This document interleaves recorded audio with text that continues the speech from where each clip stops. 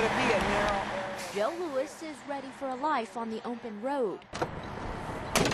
He spent the last 4 weeks in training, a career change he decided to make after he was laid off last November and struggling to find work. I go from a high-paying job, making $40,000 plus a year, down to nothing. So, yeah, and it takes two incomes nowadays. So.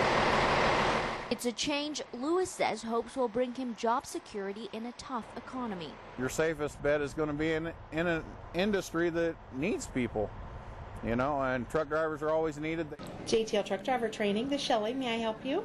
Larry Marsh says he's seeing about a 20 to 30% increase in interest from guys like Lewis. The major companies are still hiring, so we have pretty good demand for the drivers still. Marsh says when the economy is slow, they tend to see more business. It's a short-term training that we offer, and it still allows people to replace, you know, pretty good income, and you know, they can make in the mid-30s to low 40s first year pretty easily. So you'd have to go down. You'd have to take 285. Stephen Thompson still has 2 more weeks of training left, but already has a potential job lined up. He says it's been tough finding a job since October following a tour in Iraq. That was until he started training at JTL. Everybody's downsizing right now, and I knew that the trucking industry isn't going to go away. Lewis hopes he'll be back to cashing in those paychecks soon and that this job will be more recession-proof. Somebody's always going to need steel, somebody's always going to need lumber, and definitely somebody's always going to need food. With more local at 9, Julie Hong and photographer Eric Green, KPTM FOX 42 News.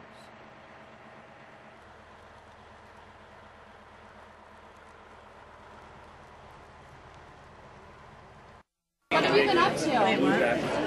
With paintbrushes in hand, hundreds took their passion for Sarah Palin and put them on paper, all to give the Republican VP candidate a proper welcome to the heartland. This is huge. I've been involved in politics forever, and I have never seen a turnout like this just to make signs. It's been amazing. We don't have the money that our opponent's campaign has. So we're doing it the Iowa-Nebraska way. We're doing it with volunteers. Hal Dopp has been a leading force behind getting Palin to Nebraska and knew she was coming before anyone else. It was hard to keep it from the media, hard to keep it from you, that's for sure. The day it was announced, I'm glad I was home alone. I was jumping up and down screaming. Oh, I'm just stoked. Once I heard she was coming here, it wasn't a hard decision. I knew I was going to be up here helping. More than 800 signs were painted in 1 hour, all explaining why Nebraska Republicans love Sarah Palin.